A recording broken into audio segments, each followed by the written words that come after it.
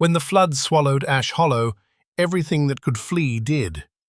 But some things get left behind, with intention. Dorian Hale recognized the sound of a trapped animal. He'd heard it enough in another life. Yet those faint, ragged barks cutting across the black water didn't carry the pitch of something begging for rescue. They carried the tone of a sentry refusing to leave her position. Out on a crumbling rooftop, a dog held her ground against the current, guarding a secret someone had meant to drown. This is a story about loyalty, quiet strength, and what shifts inside those accustomed to walking away when they finally choose to remain. In the end, it wasn't force that pulled them through. It was faithfulness, trust, and a promise no one had to speak aloud. Where were you watching from, and how did this story land with you? Please like and subscribe to help us reach 1,000 subscribers and continue telling these stories. The rain had quit, but the land hadn't remembered how to breathe yet.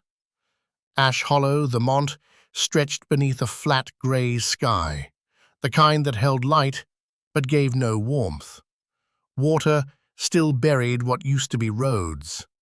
Fences tilted like exhausted men. Pieces of barns, snapped ladders, plastic drums, all drifting in a current that no longer howled but hadn't forgiven. 3 days of merciless rain had turned the countryside into something quieter, something more dangerous. Not chaos anymore, aftermath. Dorian Hale moved through it like a man who understood both.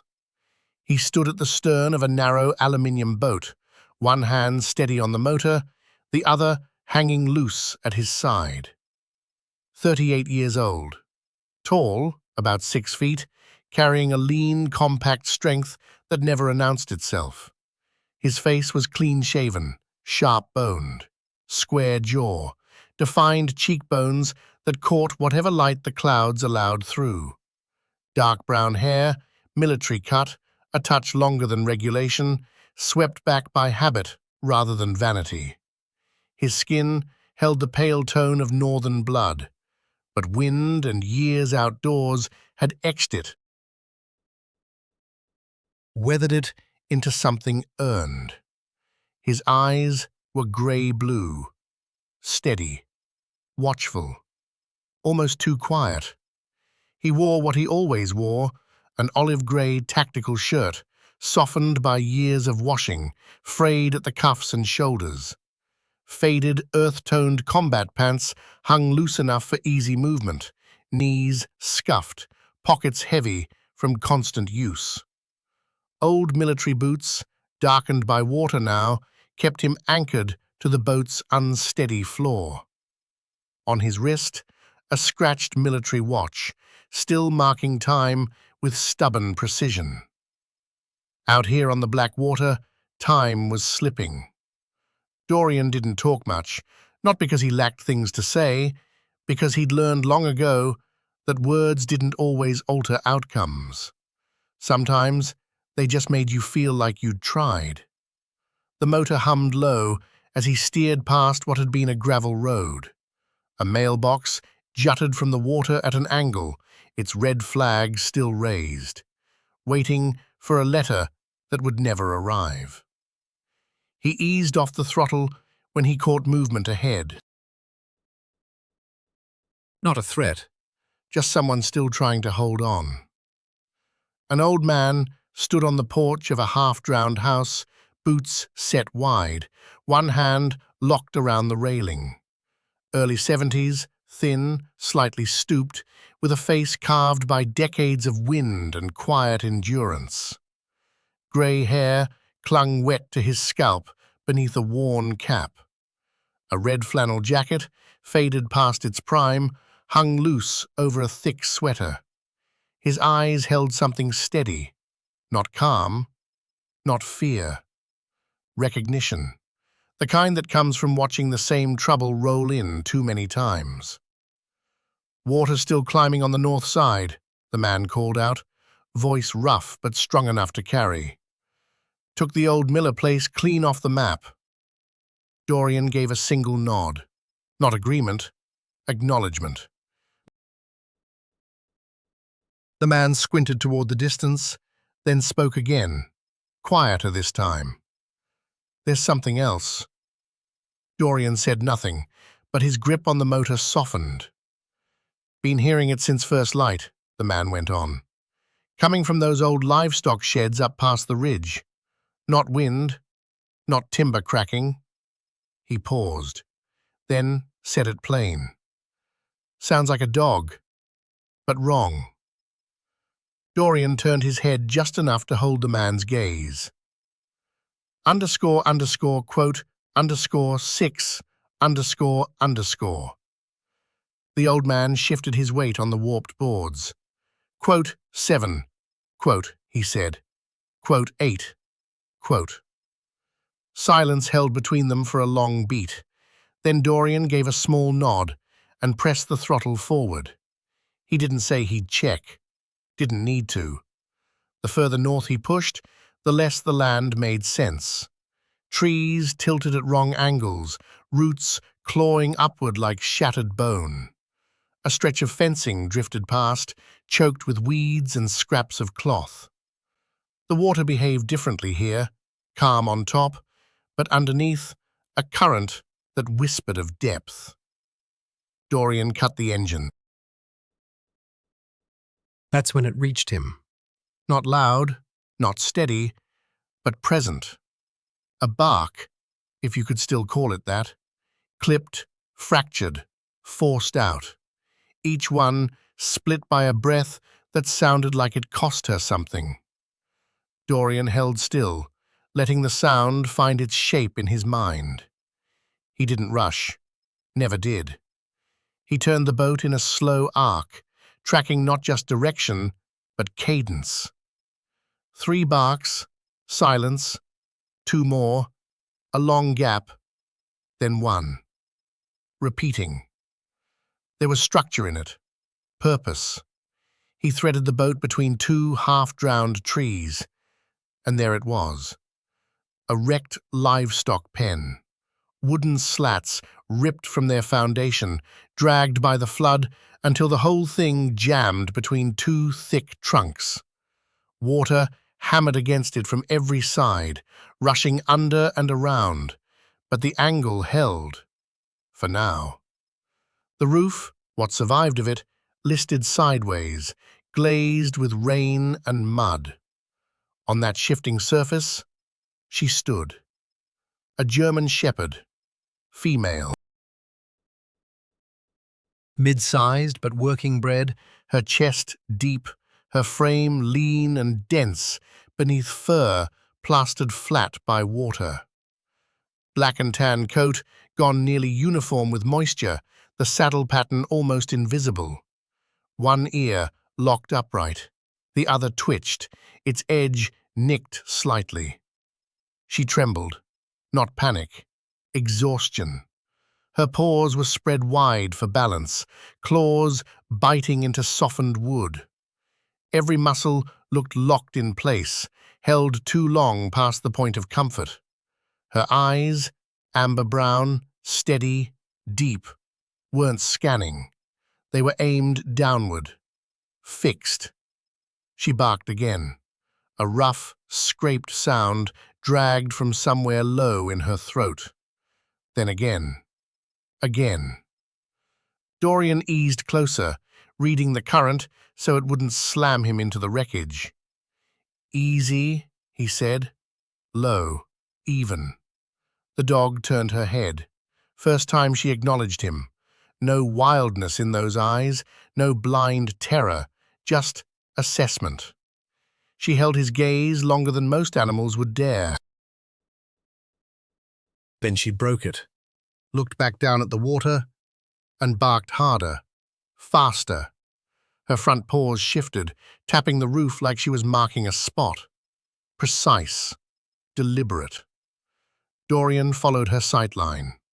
The water below ran thick, clouded with silt and debris.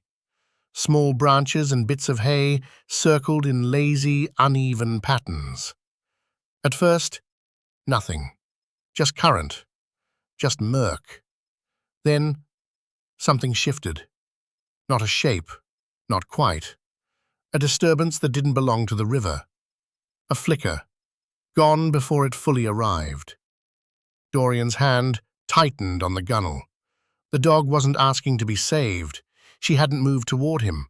Hadn't tried. She'd held her ground. Burned through whatever reserve she had left. Not to survive, but to keep signaling. To keep marking what lay below. Something old stirred deep in Dorian's chest. A memory without edges pressed against his thoughts. A voice. A moment. A choice he'd made once that had trailed him far longer than it deserved to. He let the breath out slow. "If you're still calling it," he said quietly, watching the water, "then it's still down there." Which meant one thing. He wasn't finished. The dog barked again, softer now, but urgent. Dorian killed the engine fully, let the boat drift until it lined up with the jammed structure. The current pulled, testing him.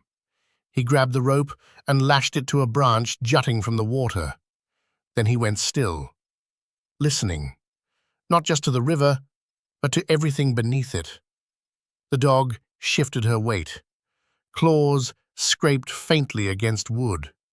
Her breathing came shallow and fast, but controlled, disciplined. Dorian's gaze dropped to her neck. No collar, but there, under the matted fur, a faint impression, worn thin. Something had circled that neck once, something official, something that meant she didn't belong out here. 12, he said, quiet. Not to the dog, not to anyone, just to the moment itself. The dog looked at him again. This time, she didn't turn away. The water moved beneath them both, smooth on the surface, restless underneath. And whatever was down there was losing time. The boat shifted just enough to prove that nothing out here held steady. Water knocked against the hull in jagged rhythms. Not angry, persistent, like something probing the boundaries of what he could hold together. The rope groaned where it hugged the branch, fibers pulling thin, holding, for now. Dorian adjusted his stance, boots soaked and sluggish, knees soft, absorbing each swell. His body did the work on its own, correcting without decision. Years of discipline had burned that deep. Balance first, response second. Feeling last. Always last. He reached out again. "Come on," he said, softer now. The German shepherd turned her head slowly. Up close, she looked worse than he'd thought. Not just wet, depleted. Her coat, once sharp black and tan, had gone flat under layers of mud and fatigue. Fur along her ribs clung in ragged clumps, exposing a frame that hadn't rested in far too long. There were scars, old ones, fine white lines near the shoulder and trailing down her hind leg, the kind that didn't happen by accident. Her breathing came too fast, but her eyes, those eyes never wavered. Locked, steady, reading him. Dorian recognized that look, not from civilians, not from strays, from working dogs, military stock, search and rescue animals, canine units trained not just to obey, but to assess. _14, quote, he said low. The dog placed one deliberate paw forward. It slipped on the drenched wood. Claws scraped, found grip. For a second, she looked ready to leap. Then she froze. Her head whipped back toward the water. A bark cracked from her throat. rougher than before. She retreated to the broken roof's edge, leaning out. Body tilted downward, Fixed on something beneath the surface. Dorian followed her line of sight again. This time, he didn't glance. He studied. The surface lied, lazy ripples, floating scraps. But underneath, something moved wrong. Not with the current, against it. A disturbance. Small, intentional. Vanished before he could pin it down. Dorian let the air drain slow through his nose. Quote, _15 ___, he murmured. He dropped lower, shifting his weight closer to the water, eyes tracing the wreckage with new purpose. The collapsed pen wasn't chaos. It had form. A partial wall, braced with metal brackets, had buckled and wedged itself into the trees.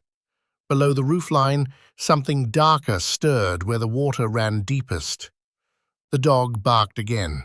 2 sharp bursts. Silence. Then one more. Dorian's gaze Tightened.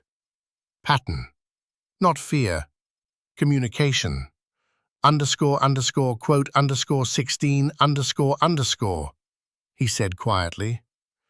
The dog gave no visible response, but her whole body went still. That was enough. He moved with more urgency now. Not careless. Never careless. He cinched the rope, reinforced the knot, then gripped the structure's edge, tested it.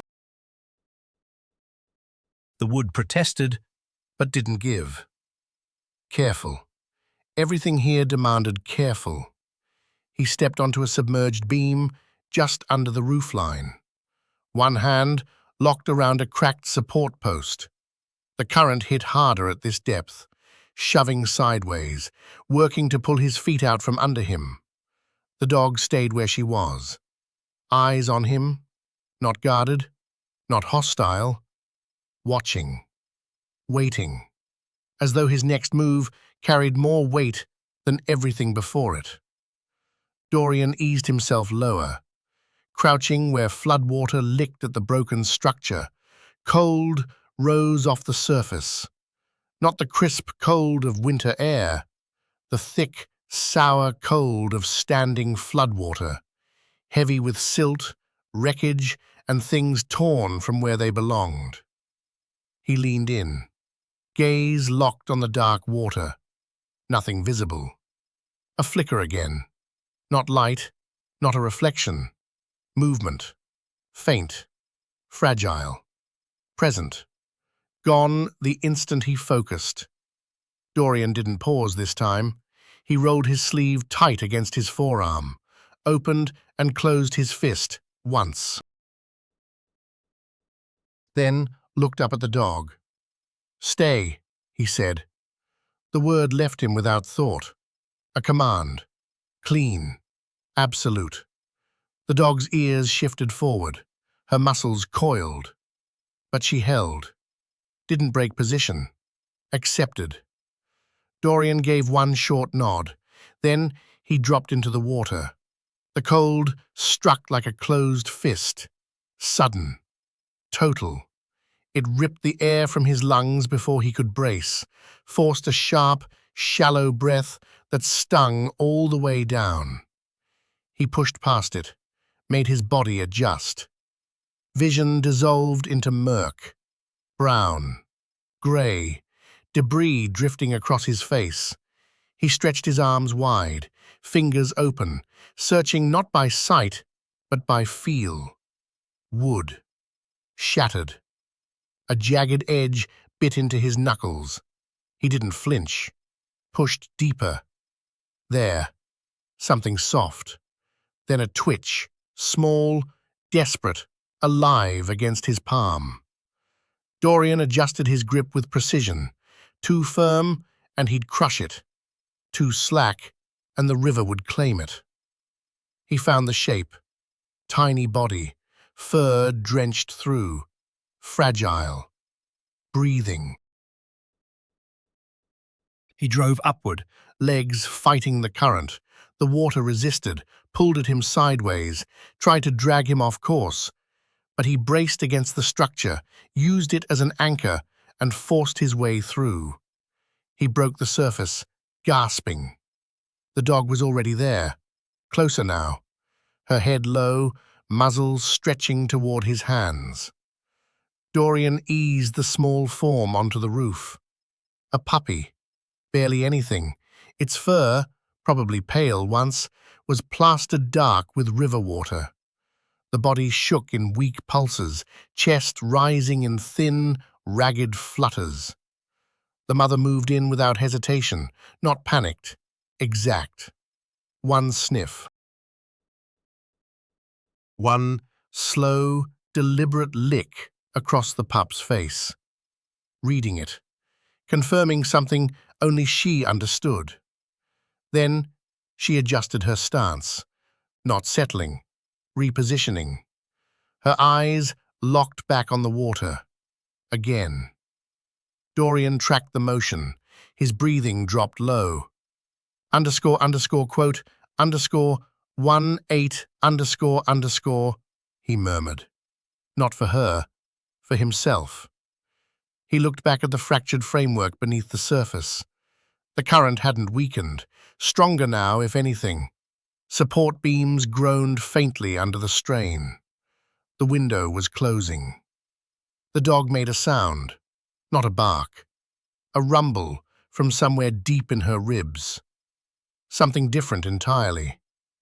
Dorian went still. It wasn't aimed at him. It wasn't fear. It was knowing. Her gaze shifted, not downward, but slightly aside from where he'd surfaced. A different angle, a different spot. Dorian turned his head slowly. The water looked no different there, but beneath it, something unseen had just shifted. And whatever it was, it hadn't been there moments ago. Dorian's jaw set hard. He looked back at the dog. She held his eyes. Not begging, not asking.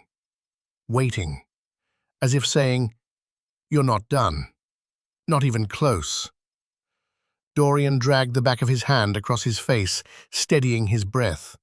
His muscles had already begun to lock from the cold. He pushed it aside.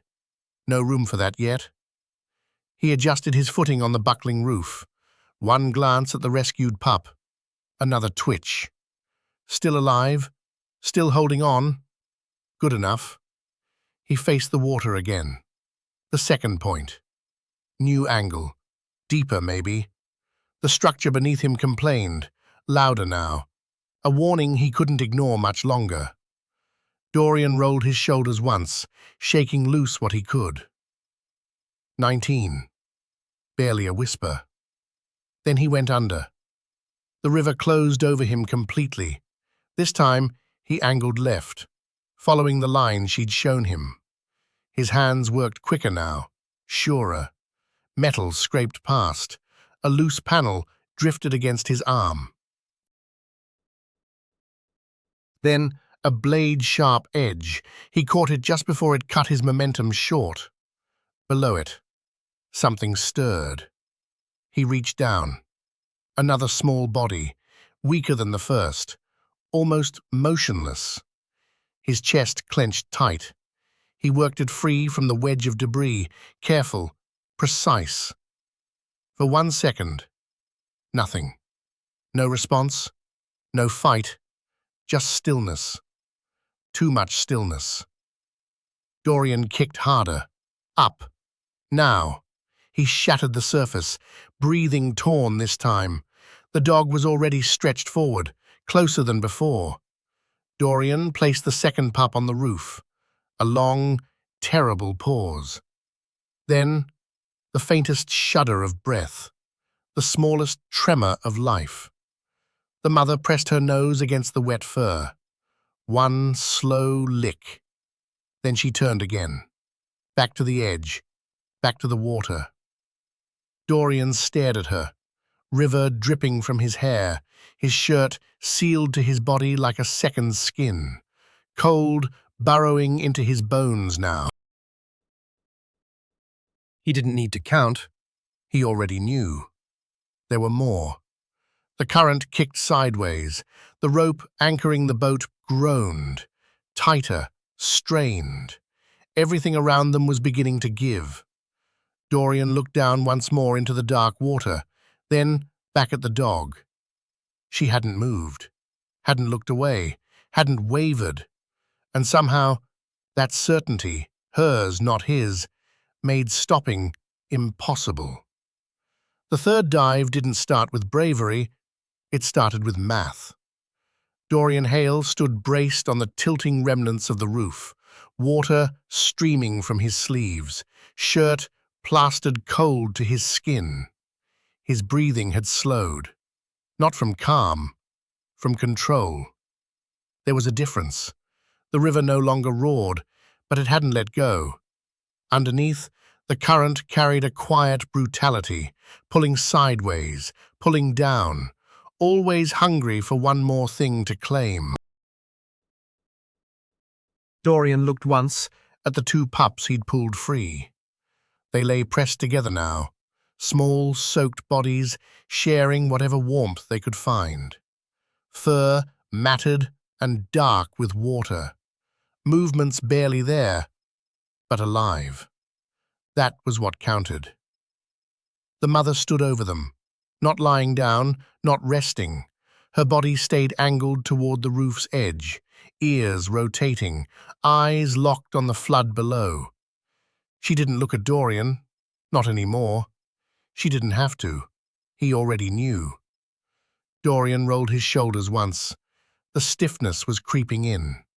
Cold worked like that, settled quiet, then seized everything at once if you gave it the chance. He couldn't give it that, not out here. He stepped back toward the edge. His boots skidded on the wet wood before catching. The structure beneath him groaned low.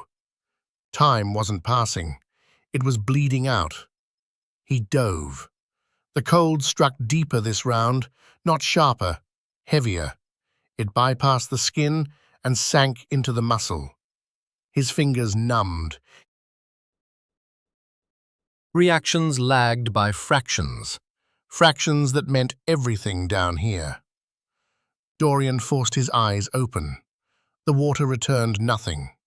Black, silted, opaque. He moved anyway, hands sweeping through the space where the structure had been, following memory, not vision. There, the frame, metal buckled inward, warped but intact. The wooden shelf. He found it half by instinct, half by collision. His fingers caught the edge just as it moved. Not hard, but enough. Enough to tell him the whole thing was losing its hold. The current leaned into the structure again, harder now, working it free from where it had been jammed. Dorian locked his arm around the frame, anchored himself, then reached deeper, and found them. Two more. Smaller than the first pair, tucked close together, their bodies pinned between a bent plank and the metal skeleton, held just above the rising waterline. Barely. One stirred, faintly. The other, nothing. He shifted his grip with care, fingers easing beneath the first pup, drawing it clear without jarring the structure loose. The wood groaned beneath the pressure. He held still, waited, counted, then freed the second. It released with a soft reluctance, like something that had already stopped fighting. Dorian drove upward, kicking against the drag, angling his body toward where the surface had to be. His lungs screamed, not from fear, from math. He broke through with a ragged gasp, pulling in air that tasted thick and wrong. The mother had moved closer. Her nose found the first pup before he could set it on the wood. Then the second. Her movements were quicker now, but still deliberate, still exact. She checked one, then the other. breathing fast but steady. The first pup flinched, thin, fragile motion, alive. The second gave nothing. The dog paused. 1 second. Her head dropped slightly. Then she nosed it again, firmer. A sound came from her. Not a bark, not a whine. Something lower. Something older. Dorian watched. Didn't move. Didn't interfere. Then, a breath. Almost invisible but real. The pup's ribs lifted. Shallow, faint, but enough. The mother went still. Then she turned. Not away from them, toward the edge again. Dorian let his breath out slow. Underscore, quote, underscore, 20, underscore, he murmured. But his voice held no relief, because the dog hadn't settled, hadn't eased, hadn't stopped watching the water. For the first time since he'd arrived, she stepped away from the pups. Not far, just enough. She moved along the roofline, careful, body low to the surface. Then she stopped at a new spot. Not where he'd just surfaced, not near where the others had been trapped. She looked down into the flood, then back at him. And in that look, there was no panic, no demand, no urgency. Something else entirely, quieter, heavier, as though what waited below wasn't just something to rescue, it was something to reckon with. Dorian felt it before he could name it. A shift, not in the current, in the moment itself. He moved toward her, slow, following her position along the edge. The structure groaned again, louder this time. The current surged once, shoving hard against the pinned beams. Dorian crouched at the new edge, looked down. His fingers found something just beneath the surface. Not fur, not anything alive. Solid. He reached down again, got a grip, pulled. A length of metal chain broke the waterline, links clinking soft as the current drained off them. Not snapped, cut. Clean edges. Recent. Dorian's jaw set hard. He drew more of it upward, tracing its path. The chain vanished under the structure, fixed to something deeper, something hidden. The dog watched without reacting, just confirming what he already suspected. He stared back into the dark water. The question had shifted. It wasn't only about what might still be breathing down there, it was about what someone had deliberately left behind. He released the chain, let the links sink and disappear. Not now. Not yet. He shifted his weight, scanning once more. Nothing moved. Nothing living showed itself. The structure groaned, longer this time. A warning becoming a clock. Dorian rose slowly. Water ran from his sleeves. His body carried more weight now, cold, settling into muscle. He looked at the dog. She'd returned to the pups, positioned herself around them again, protective, alert, but no longer pointing, no longer marking. He gave a single nod, more for himself than for her. "It's all of them," he said quietly. The words didn't carry relief, just a line drawn under a task. The rope holding the boat pulled taut as the current nudged sideways. Dorian picked his way back toward the structure's edge, testing each step. The wood bowed beneath him, unreliable. This place had minutes left. Maybe less. He reached the boat and hauled himself in. Controlled, deliberate, though his muscles moved slower now. Fatigue had arrived whether he admitted it or not. The engine coughed once when he checked it. Still running. He turned back toward the roof. The dog stood watching him, not waiting for orders, waiting for movement. Dorian stretched out his hand. "Now," he said. No hesitation this time. She moved with care, each paw placed with a precision that defied the exhaustion dragging at her frame. She reached the edge, paused, glanced once at the pups behind her, then launched. Dorian absorbed her weight as she hit the hull, steadying them both while the boat rocked hard beneath the impact. She pulled free immediately, turned, checked the pups, then settled. Not lying down, not fully at ease, positioned between them and the open water, guarding, still. Dorian untied the rope. The current grabbed hold, drawing them slowly from the wreckage.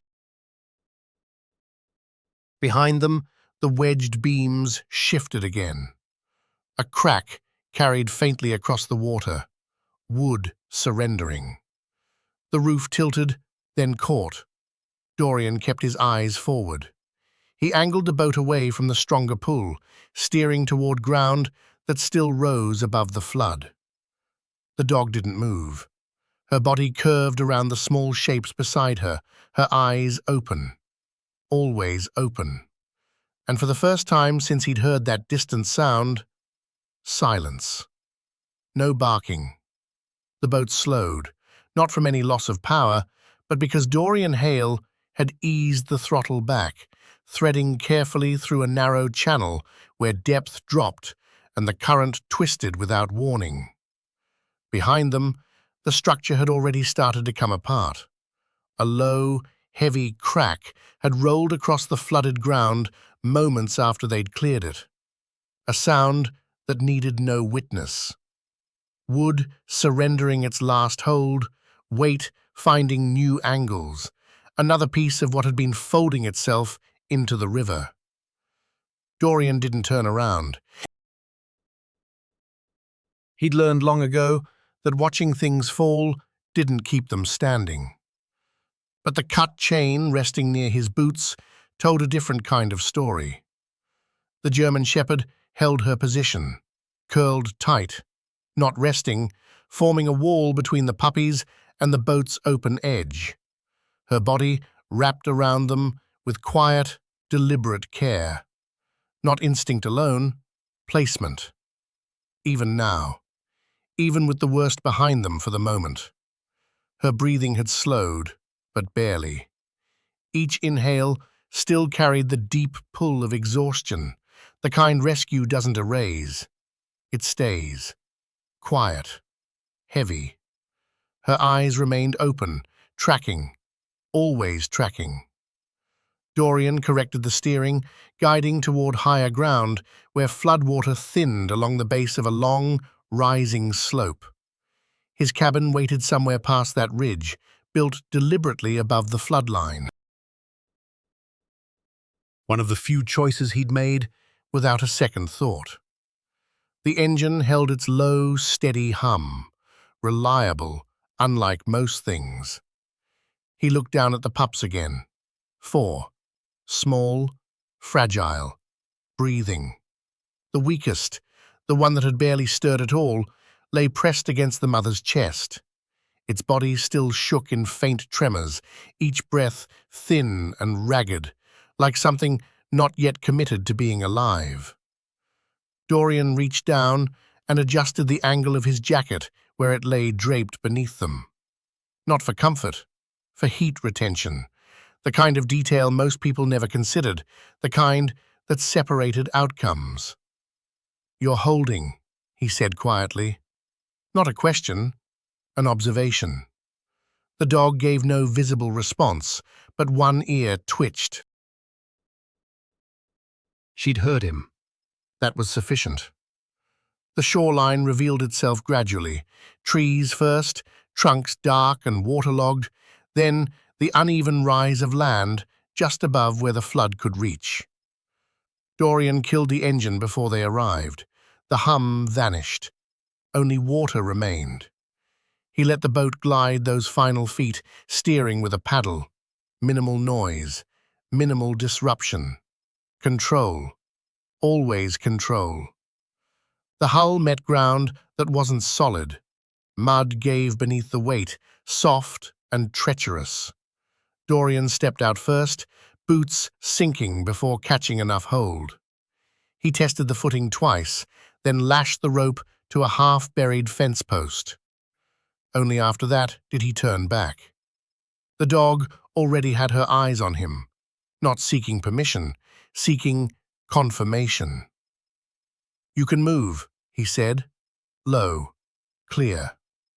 She rose slowly, each motion deliberate despite the exhaustion dragging at her frame. She stepped forward, then stopped, looked down at the pups, counting. Dorian caught it.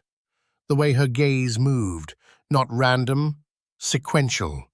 1, 2, 3, 4. Then she moved. She left the boat without jumping, chose the lowest angle, conserved energy, maintained balance, even now, still calculating ahead. Dorian lifted the pups individually, each body lighter than it had any right to be.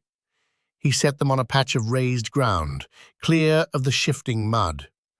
The weakest one produced a sound, barely there. The dog was on it instantly, nose pressed close, breathing even and slow. The route to the cabin wasn't far, but it fought them every step.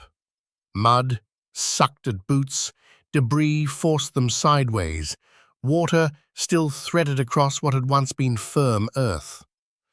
Dorian carried 2 pups inside his jacket, held tight against his warmth. The remaining 2 he moved one at a time, returning for each without pause. The dog stayed with him, never ahead, never trailing, always alongside. The cabin appeared through the trees, simple, functional. Weathered planks, reinforced shutters, a small porch raised off the ground. It wasn't much. It was enough. Dorian shouldered the door open. Inside. Dry air, cool and perfectly still, the kind of stillness that no longer existed in the world outside. He placed the pups on a heavy wool blanket near the stove, then moved fast. Fire first, always fire. He knelt, hands steady, struck the match, fed the small flame into kindling. It caught slowly, then grew. Warmth pushed into the room in uneven waves. Behind him, the dog entered without breaking stride. No exploration, no hesitation. She went directly to the pups, curled herself around them, positioned and watchful. Dorian stood for a moment, observing. Not the room, not the fire, her. She lowered her head toward the weakest pup again, but this time she didn't just nudge. She pressed her nose firmly into its side and held it there. Still. Not checking, not reacting, holding. Dorian's brow tightened. Something different lived in that gesture, something deliberate. Then he saw it. The pup's breathing, shallow, fractured, began to shift. Not stronger, steadier, as though matching a rhythm, as though being guided. A quiet tension settled behind Dorian's ribs. He'd watched trained dogs perform many things: search, track, guard. But this wasn't command. This was something else entirely, something no manual had ever contained. The moment dissolved as fast as it had formed. The dog raised her head slightly, resuming her vigil. The pup's breathing stayed fragile, but more even now. Quote 25, Dorian said. Again, not a command, a statement. He crossed to the sink, filled a metal bowl with water, placed it within reach. The dog didn't drink. Not yet. Dorian stripped off his soaked shirt and pulled a dry one from a hook nearby. Every motion carried purpose. No hesitation, no excess. But his gaze kept drifting back. The dog, the pups, the narrow gap between them. He opened a cabinet and retrieved a first aid kit, military surplus, battered at the edges, but still functional. He lowered himself beside them again. Slow, deliberate. Each pup got checked. Temperature, breathing, reflexes.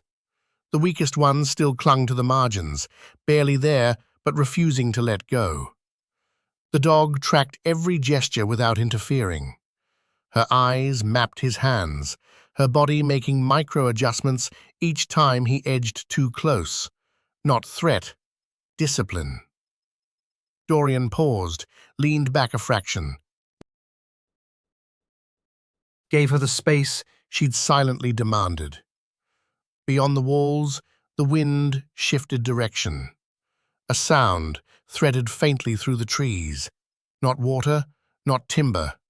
Voices, distant, thin. Dorian's head angled toward the door, ears working. The dog caught it too. Her ears rotated upward, muscles coiling tight, but she held her ground over the pups. Not a flinch. Dorian rose without hurry, crossed to the door, cracked it open just wide enough to scan the tree line. Nothing definite, only motion far off, blurred by distance. He eased the door shut, locked it. Not from fear, from habit. When he turned around, the dog wasn't watching the door. She was watching him. Something had shifted behind those eyes, past assessment, past calculation. Something quieter lived there now, something that edged toward knowing. Dorian held her gaze for a beat, then gave one short nod. Quote 26, he murmured. Quote 27. The fire popped softly at their backs. Warmth pooled through the room. The pups stirred beneath their mother's body. Outside, water kept moving. But inside, something had turned. Night came to Ash Hollow without announcement. No sunset, no painted sky, just a slow drain of light, as though the day had simply lost interest in itself. Inside the cabin, the fire persisted, low flames wrapping charred logs, throwing amber across every surface. Shadows crept along the wood plank walls, swaying gently with each snap and settle of burning timber. Dorian Hale sat beside the stove, elbows braced on his knees, hands hanging loose between them. He wasn't resting. He was reading the air, the kind of attention that ran deeper than ears alone. The wind outside had turned again, slower now, less hostile, but it carried a different weight. Distance, emptiness, the hollow quiet left behind by something that had passed, but hadn't fully ended. Behind him, the German shepherd held her position, body curved around the four pups, motionless, guarding. Her breathing had grown more even, though exhaustion still pressed against her frame. The trembling in her legs had faded, replaced by a stillness that felt chosen, not spent. She'd picked that spot. She was keeping it. Dorian looked back at her, at them, then down at his own hands. Mud still packed beneath his nails. A dried streak of blood traced his knuckles where submerged wood had caught him earlier. He flexed his fingers once, slow, measured, then reached into the pocket of his soaked pants. Something small emerged into the firelight. A short length of chain, dark metal, rough where it had been severed. He'd grabbed it without thinking, looped it around his wrist before climbing out of the flooded structure. Now, in the stillness, it carried more weight than metal should. Dorian tilted it, studying the edge. Clean. Too clean. Not torn, not snapped. Cut with intent. He'd seen cuts like that before. Not in barns, not after storms. In places where choices were made fast and never revisited. His jaw set slightly. 28, he said, barely above a breath, eyes shifting toward the dog. She didn't look at him. One ear twitched. Acknowledgement. Nothing more.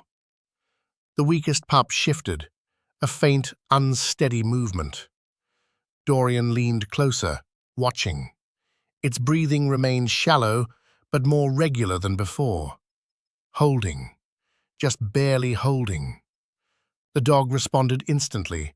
Her body tightened around it, head dropping, nose tracing lightly along its flank. Not frantic, not forced. Just enough. Steady contact. Dorian watched that motion, then looked back at the chain. Something didn't track. If someone had cut the chain, why leave the rest behind? Why leave anything at all? A soft knock split the quiet. 3 taps, evenly spaced. Not tentative. Dorian didn't flinch. His head turned slowly toward the door. He listened. No hurry in the sounds beyond the door. No scramble, no panic. Just someone standing there. He rose, crossed the room without weight, boots whispering against old planks. The dog raised her head, not startled, just tracking. Dorian reached the door and held still a beat before cracking it open, just wide enough for one eye. A woman on the porch. Late 30s, maybe brushing 40. Dark green rescue jacket, mud painted up the sleeves and along the bottom edge. Built for labor, not for show. The kind of frame shaped by years of hard conditions, accepted rather than dodged. Brown hair pulled into a tight ponytail, loose strands escaping the damp. Her face carried edges, not cruel, just efficient. A face that didn't bother rounding off what was already straight. Her eyes found his instantly, clear, unblinking. Even tone, measured. Dorian widened the gap an inch. The faintest crack of a smile crossed her mouth. Not warmth, just acknowledgement. A badge appeared from inside the jacket, flashed briefly, disappeared. One nod from Dorian. Her gaze slid past him into the cabin, toward the dog, toward the pups. Something shifted in her expression. Not surprise, recognition. She asked. Dorian said. She leaned forward slightly, not stepping inside, just angling for a better view. Her eyes moved fast, counting, cataloguing. She said low. He confirmed. A slow exhale from her. Dorian said nothing. Luck wasn't part of it. Lena's attention dropped to his hand, to the chain. Her eyes tightened. He lifted it without pause. She moved closer, near enough now for the firelight to catch her features. Strong jaw, fine lines at the eye corners that came from concentration, not years. She didn't reach for the chain, just studied it, longer than she needed to. Then, that's not farm grade. Quiet words. Dorian's brow shifted a fraction. Underscore, underscore, quote, underscore, 42. Underscore, underscore. Lena stood straighter. A pause. The silence between them went taut. Not suffocating, but edged. Dorian looked at the chain again, then back at her. He said. Lena answered. Her gaze drifted to the dog. The German shepherd had her head fully raised now, watching. Not rigid, but present. Lena regarded her for a long moment, then spoke softer. Dorian let a beat pass. Then, Lena nodded once, like a suspicion she'd carried had just settled into fact. She eased back from the doorway. Water's going to drop more by morning. We'll run a full check on that area, see what's left. One last glance at the pups, then back to Dorian. You keeping them here? For now. Another nod. Good. A hesitation. If you find anything else, don't sit on it. His expression held flat. I don't. A short dip of her chin, and she turned, stepped off the porch.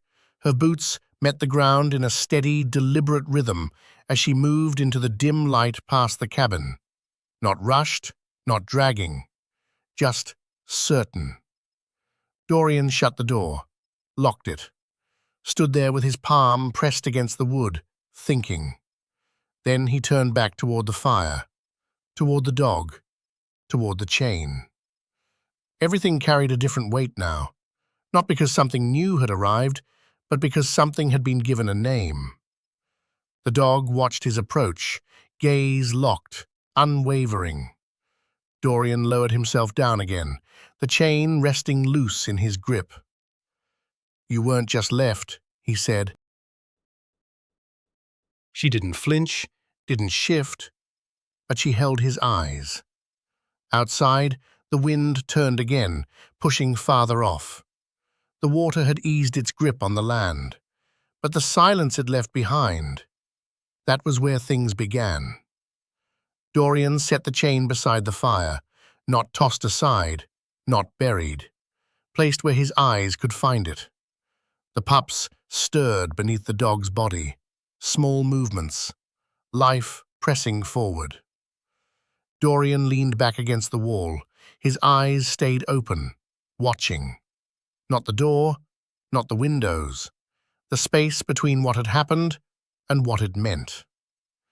When he pulled that chain from the water, the storm wasn't on his mind. The hands that once held it were. Morning didn't break, it seeped. Pale, uncertain light found its way through the cabin windows, threading between shutter cracks, drawing thin stripes across bare wood floor. The storm had moved on, but the air refused to forget it. Damp, thick, clinging to everything. Dorian Hale was already awake.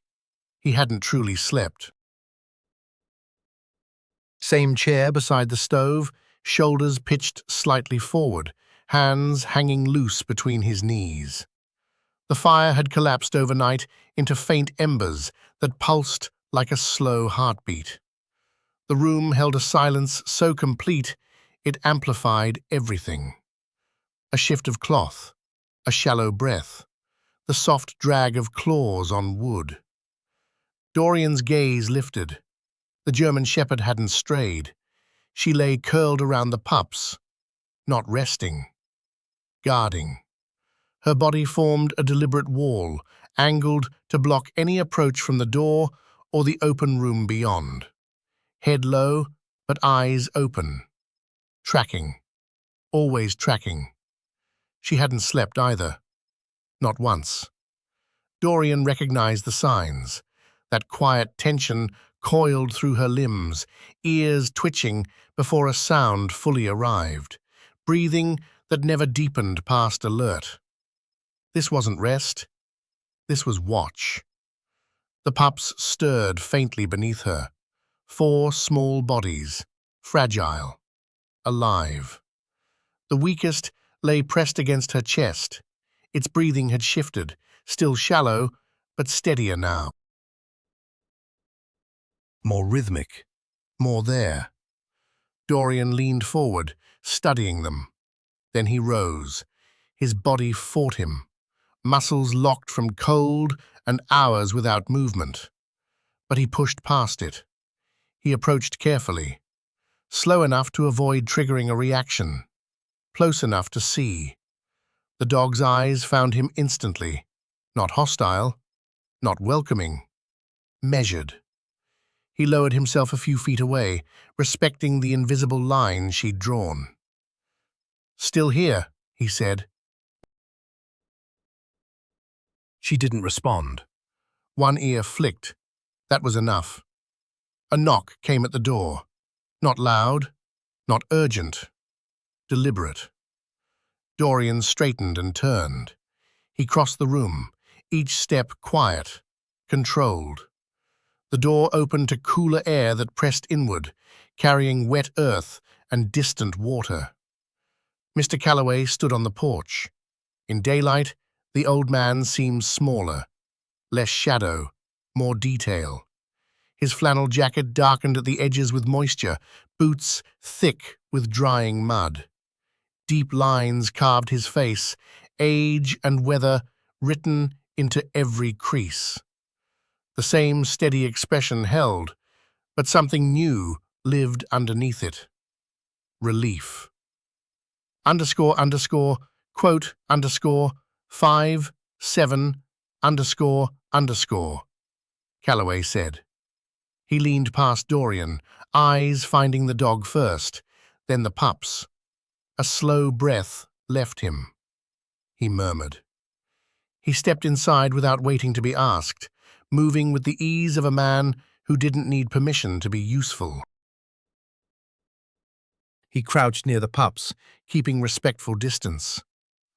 "Strong one," he said quietly, nodding toward the mother. Dorian glanced at her. "She didn't leave," he said. Calloway gave a small nod, waited with recognition. "Some don't," he replied. His voice carried something heavier than observation. Experience. He reached into his coat and produced a small thermos. "Brought coffee," he added, setting it on the table. Dorian didn't thank him. Didn't refuse it either.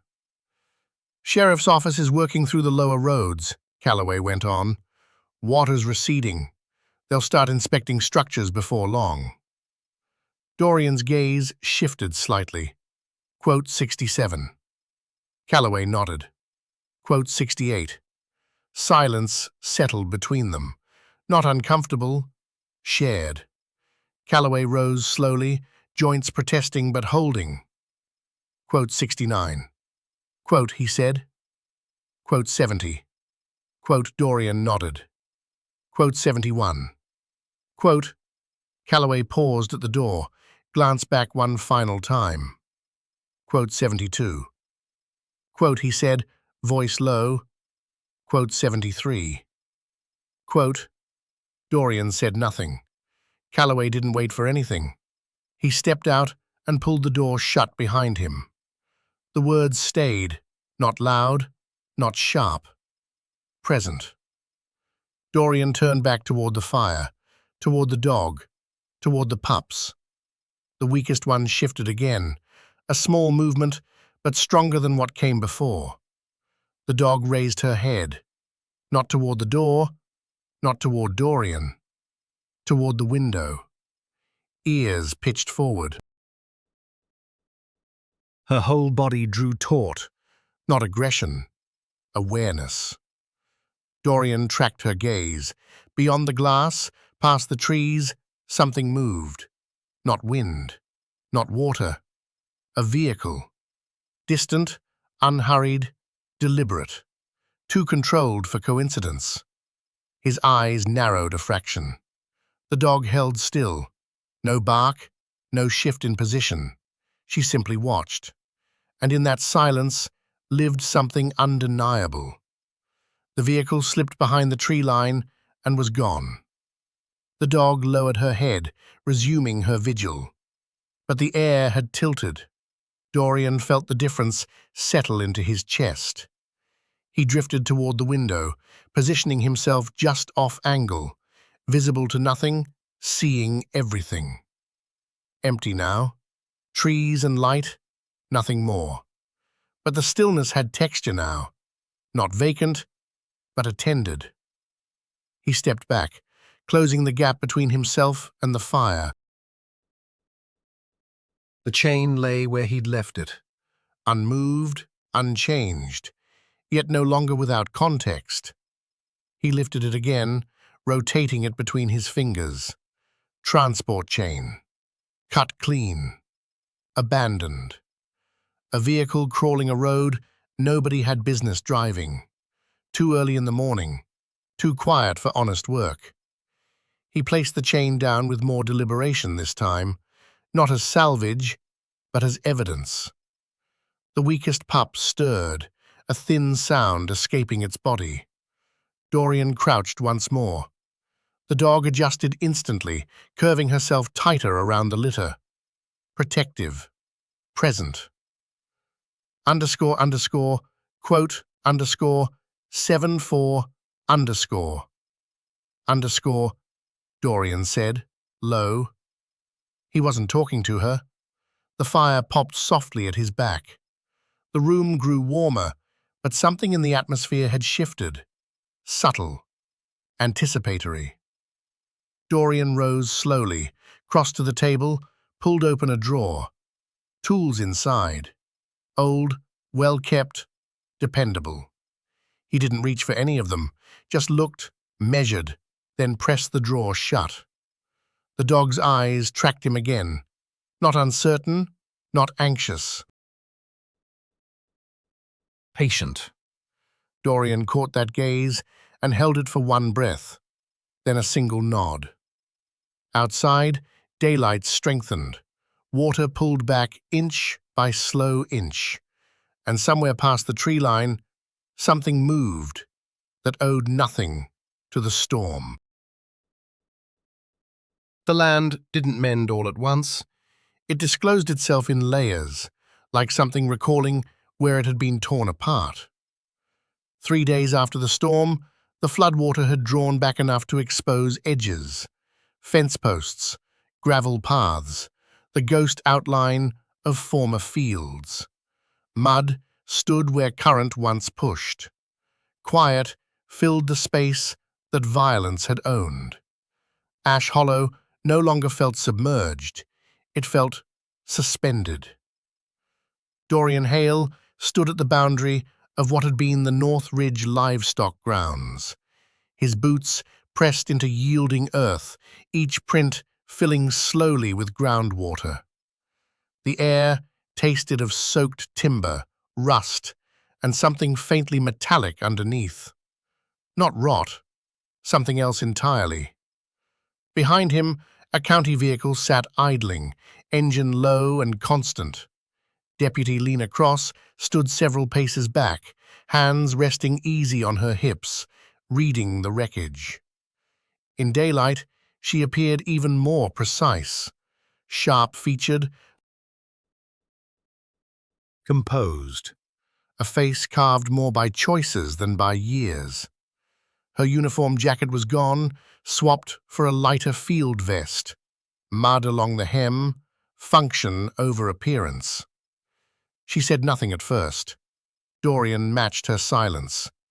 They both studied the same thing. What remained? The collapsed structure had folded into itself. The roof had surrendered completely, leaving splintered beams caught between two trees. The metal frame beneath jutted upward like fractured ribs, half revealed now that the water had dropped.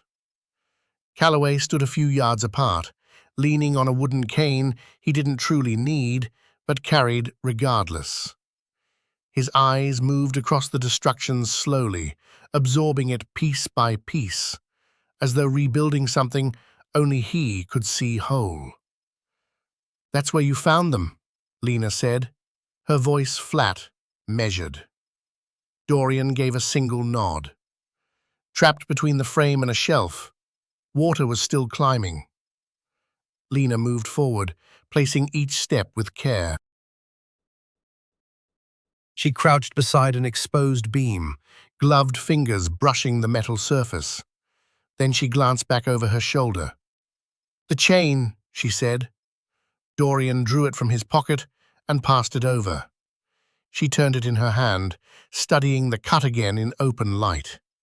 Her jaw set slightly.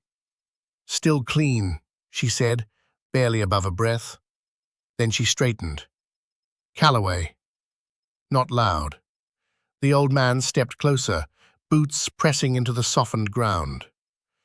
"You remember who owned this place?" Lena asked. Calloway dipped his chin. "Harper's land," he said. "Sat empty close to a year now. Man left in a hurry. Never said a word to nobody." "Before the storm hit?" Lena pressed. "Long before," Calloway answered. Lena's gaze sharpened. Underscore, underscore, quote, underscore, 85, underscore, Underscore. She wasn't asking. Dorian moved forward, reading the exposed ground. With the water pulled back, the earth had its own version of events. Tracks, unclear. Tire impressions, faded, half erased by rain, but still holding shape where the mud was thick enough. Fresh. Too fresh. Dorian dropped low, fingers tracing the edge of the impression. Heavy vehicle. Not agricultural. Wrong tread. Wrong spacing. He rose slowly. Someone came back, he said. Lena followed where he was looking, then gave a single nod. Yeah, she said, voice barely above the wind. They did. Dorian's attention shifted toward the tree line. Not movement, the absence of it. A patch of ground where the mud had been disturbed in a way that didn't match the rest. Not dragged, arranged. He approached, slow, controlled, knelt, swept aside a thin mat of soaked leaves. Underneath, a marking. Nothing organic, a shallow rectangle pressed into the soil with deliberate force, faint, repeating grooves running along one edge. Dorian held his fingers just above the surface. He didn't touch it. Didn't have to. He'd seen marks like that before. Not in pastures, not in sheds, in transport crates. Military-grade shipping containers. His eyes lifted to Lena. She was already locked on him. Quote 89. Quote, she asked. Lena let out a long breath. Quote 90. Quote, she said. Quote 91. Quote, Dorian replied. Quote 92. Quote, he left it there. The quiet that settled between them wasn't hollow. It had weight, full of words no one was ready to speak. Calloway shifted on his feet, his gaze drifting between the two of them. Whatever they were after, he said low, they didn't get it done. Dorian looked back at the collapsed structure, then followed the tire marks toward the horizon, then turned again. No, he said, they didn't. By noon, reinforcements trickled in. 2 more deputies, a compact rescue unit. Nothing excessive,